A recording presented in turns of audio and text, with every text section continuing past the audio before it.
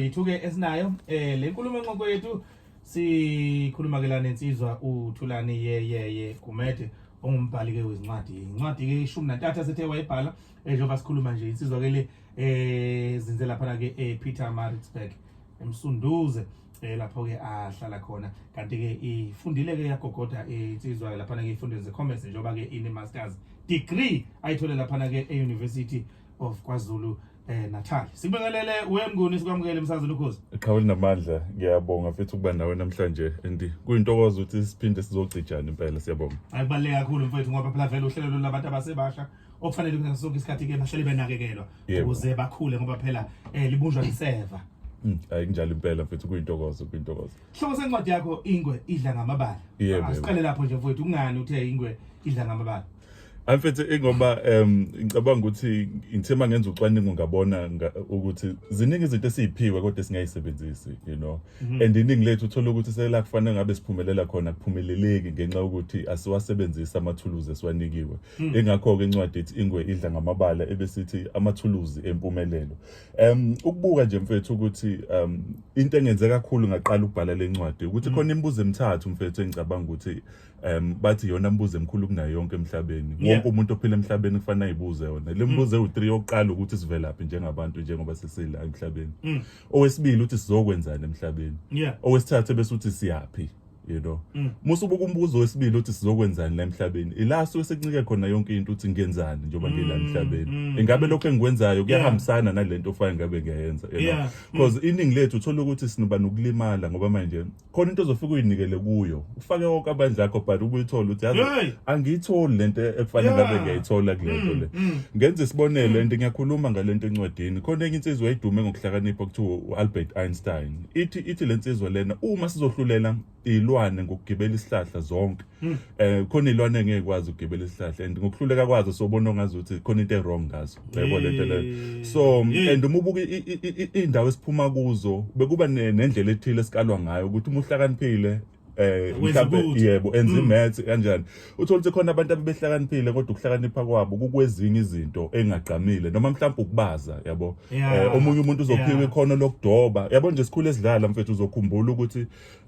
bungaba negroup yabanganabodwa uthola ukuthi khona ozothi mase kudlalwa ibhola lidlale kangcono uma sekuthiwa kuyafundwa esikoleni mhlawumbe angabi umuntu ohamba phambili but wonke umuntu unento yakhe kodwa ebholeni uhamba yedwa nanso ke indaba baningi mfethu kukanjalo. So izona zinto ke lezi engifuna umlalelo lalela ukuthi abe nakho lokho ukuthi abe nokuyibuza ukuthi yini lento enginayo and ezinye yebo ngakukhululimi mfethu ngoba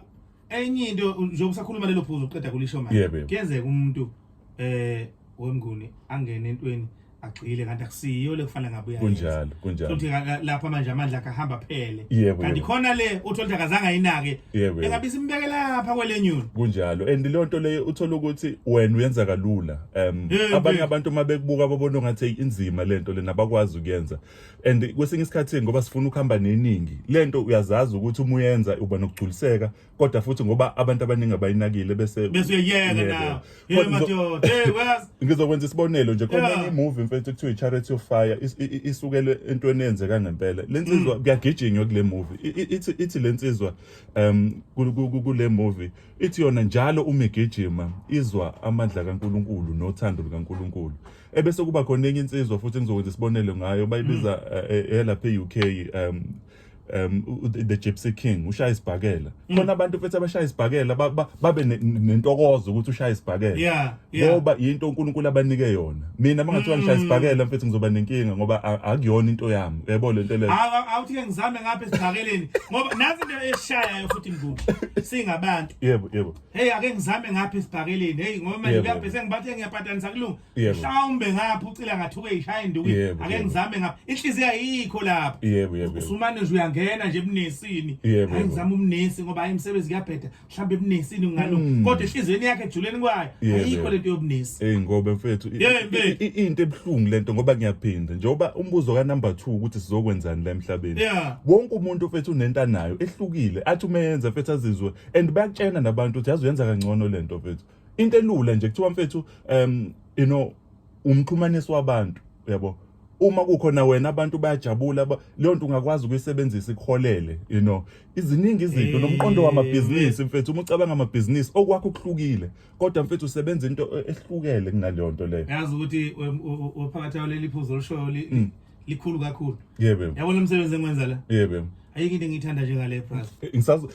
ayikho kakhulu yabona maqhambe ngivula umbhobho la ngifaka ukuthi on kuba bomvu lapha yebo bese fanele ngikhulume ayibafai ngoba ngicela ukukhuluma kuleyo nto mfethu ngoba iyabonakala mfethu yabo and khona enye into engakaze ngitshena yona ngikhulele kwaDukuza mfethu yabo le nto angisakhumbuli kwakunini kodwa wake wafika esikoleni mfethu sisebancane eGroundville High School uhamba nomunye usisi wase Cape Town wayicula nizogqugquzela yebo hayi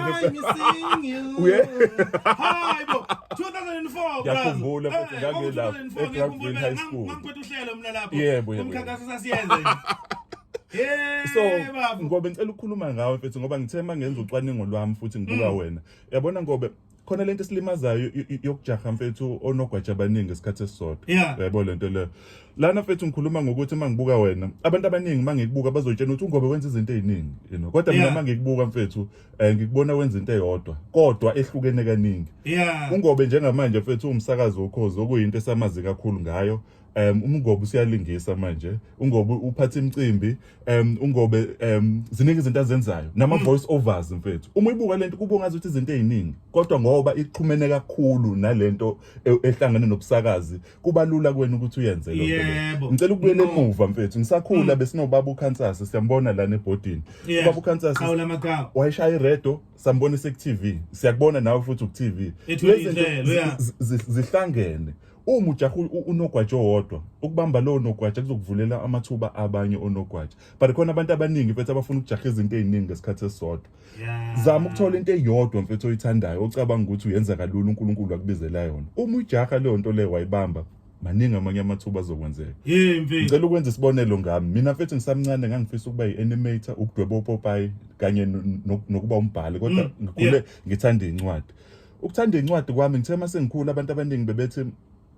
izwi lami ufaka ngabe mhlawumbe ngiyalisebenzisa kwezinye indawo yebo lento le ngingaqondi ukuthi kanjani but ngafocusa kulento yencwadi incwadi ngithe mangikhipha incwadi yami oqala abantu abaningi eziteshini zomsakazo bangidinga ukuthi ngizokhuluma ukukhuluma kwami emsakazweni khona abangizwile kwezinye indawo bathi bacela ngizokwenza ama voice overs la Moja Love sengike ngenza olento lena ama voice overs njengamanje ngenxa le voice yebo ngibhala incwadi kodwa konke lokhu kwenzeke ngoba ngifaka uthando lwami ezincwadini ukube ngifuna ukwenza konke bengizoba nenkinga kodwa ngithe mangibhekana nento eyodwa njengamanje ngiyaqhubuzela